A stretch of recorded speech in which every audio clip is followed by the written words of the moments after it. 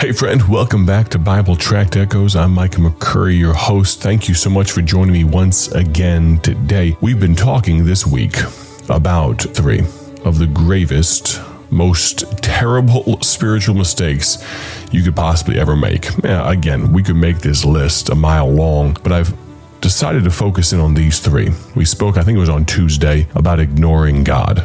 What a sad thing it would be for the God of all eternity trying to get our attention and us to ignore him.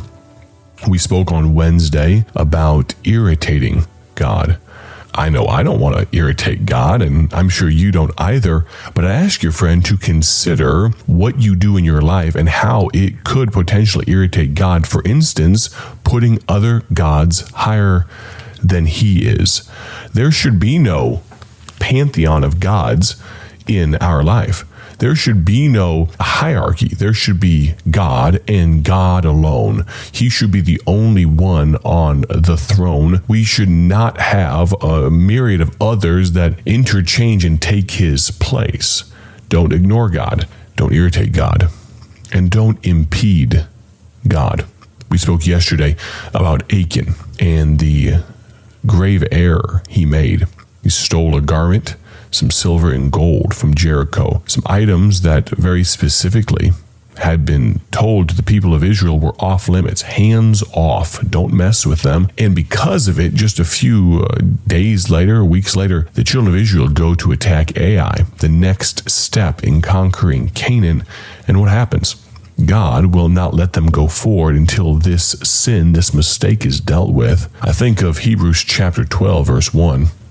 Wherefore, seeing we also are compassed about with so great a cloud of witnesses, let us lay aside every weight and this sin which doth so easily beset us, and let us run with patience the race that is set before us, looking unto Jesus, the author and finisher of our faith, who, for the joy that was set before him, endured the cross, despising the shame, and is set down at the right hand of the throne of God. Impeding God and his work is a grave mistake. And how does it often happen? When we take our eyes off of God and put it on things that we place a higher priority on. It's not just about the personal consequences we face, but about the impact our actions will have on others and on God's kingdom. Achan's greed, his disobedience, caused a massive setback for an entire community, and 36 men died as a result. Think about this. If you were about to run a marathon, if you were going to strap up your running shoes, you're going to try to go run this long race. Maybe you've trained for it, maybe you haven't. I know I haven't been doing much training for marathons lately, but if you were, would you also find the heaviest backpack you could find and stuff it full of weights? Would you want to make your job more difficult? Unless you were trying to prove something, unless it was some special marathon race, I wouldn't. I don't want to be as light as possible. I would want to not impede my progress forward. So spiritually speaking, why would we want to impede God's will for our life? As we're called to lay aside every weight, we've got to realize that sin impedes our progress and hinders our effectiveness in God's work. Like Achan, when we allow sin to take root in our lives, even if you try to hide it, as he did in his tent, he tried to bury it in a place where no one would know about it, but God knew.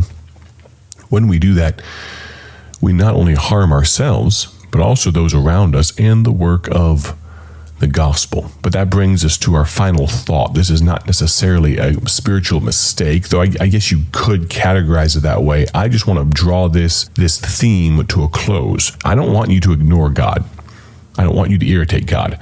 I don't want you to impede God's work in your life. And so we arrive at a place where you may be, a place I've been before, stuck between what I want to do and what God wants me to do, a place of indecision. Let's consider a historical illustration of indecision. During the American Civil War, there was a general named George McClellan. McClellan was an incredibly talented military leader. He was known for his organizational skills, his ability to train soldiers. He was actually one of Lincoln's very first picks to lead the Union Army. However, despite his capabilities, well known though they were, he had a significant flaw. he was overly cautious and often failed to act decisively. In 1862, during the Peninsula Campaign, McClellan had an opportunity to capture the Confederate capital of Richmond and potentially end the war early. Despite, get this, he had superior numbers, well-planned strategy, McClellan hesitated and delayed his attacks. What did his fear, what did his cautiousness, his fear of failure, what did it cost them? Well, it impeded the Union Army's progress. It allowed the Confederates to regroup and fortify their defenses, and his lack of decisive action prolonged the war, leading to much more bloodshed and suffering. McClellan's story, by all accounts, a good man. It was Lincoln's first choice to lead the United Union armies. Think about what it cost.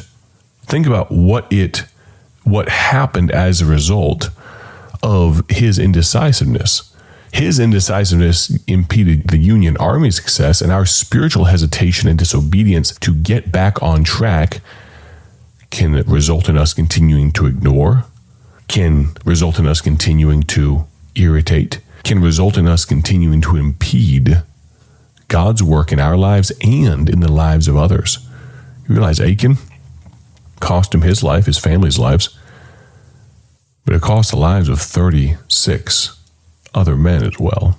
In James chapter 4, verse 17, we are told, "Therefore to him that knoweth to do good, and doeth it not, to him it is sin."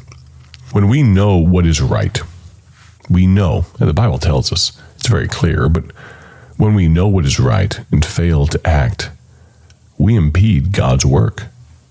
We can also irritate God. But at the same time, maybe we're doing with our fingers stuck in our ears, going la, la, la, la, la, la, la, ignoring God. We hinder the progress of his kingdom, the spread of the gospel, and just like Achan, just like McClellan, our actions, or should I say inactions, to bring ourselves back into fellowship with God, because God hasn't moved. We were the ones that ignored him. We were the ones that stepped away. We were the ones that are irritating and impeding. Our inaction can have far-reaching consequences and impacts. For a moment, I'd like you to reflect on what you've heard today. I'd encourage you to examine your own life. Are there areas where we are impeding God's work? Are there sins or weights, things that we know we should not be doing, or even things that we know we should be doing, that are holding us back from fully serving him? Friend, I tell you, today is the day to lay them aside. Yes, you've got to come repentant. You need to go to Jesus, go to God, and tell him, I'm sorry for this. You don't just say, I'm going to change today. I know I've been ignoring you. I know I've been irritating. I know I've been impeding. I know my actions have been hurting not just myself, but others. I'm going to change my ways. No, friend, honestly, if your heart does not burn with what you're doing wrong, then I question your attitude about it, because I question myself sometimes. Because there are times when I can be so self-righteous. I'm doing what's right for me. Friend, this is no his truth and her truth. No, there is the truth. There is God's truth. And I wonder how often, for myself, how often I can be crossways with God. For the sake of those around you, yes, please consider getting right. But at the end of the day, instead of making a list of all the people that you are causing problems for by your spiritual mistakes, I would consider the fact that you are offending a holy God, while at the same time, your wife, your husband, your children will reap the consequences of your spiritual indecision in not moving forward to rebuild the fellowship that you should have with God. Oftentimes I've found, as of recent days, I lean more towards grace than truth. I lean towards a laissez-faire kind of everyone, let's just get along. But at the same time, I found in recent days that sometimes the most gracious thing I can do is tell the truth. A problem procrastinated is a problem magnified, is a problem doubled.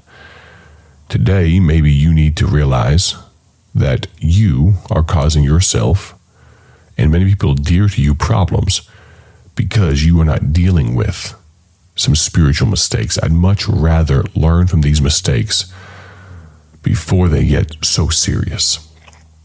Friend, if I can be a help to you, if I can give you an encouraging word, or maybe you like some counsel and you have, because I'm something of an unknown but known quantity, you'd like to reach out to me, I would direct you first to your pastor if you have one. I'd encourage you to go to some biblical counselors, but if I can be a help to you, I'd love to. I have folks almost weekly contact me and say, I have this or this issue. I'd like some counsel, some Bible on this. And oftentimes people know the right answers, but they still need to hear it.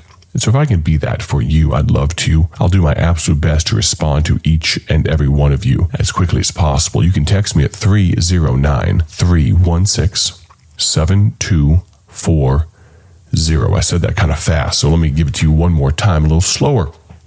Text me at 309-316-7240.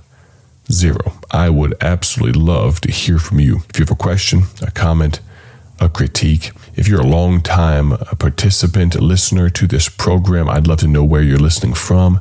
If you're a donor to the Ministry of Bible Tracts Incorporated, thank you so very much. Your gifts allow this ministry, by God's grace, to continue forward. And I can't tell you what it means to me.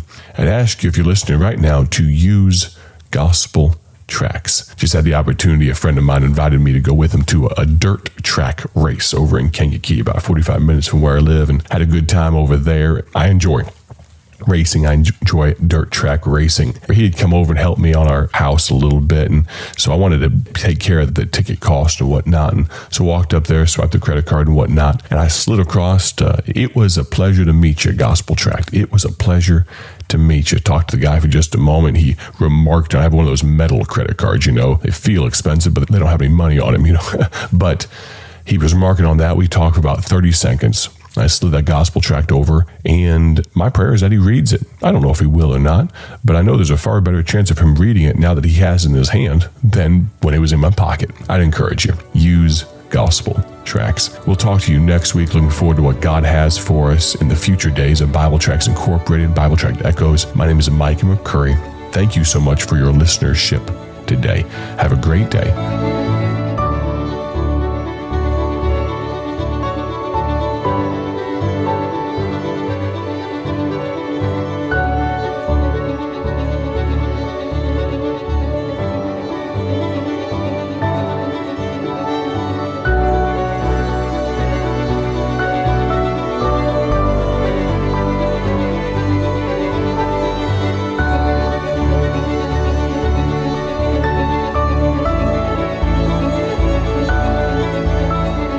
Thank you for tuning in to Bible Tract Echoes, the radio ministry of Bible Tracts Incorporated.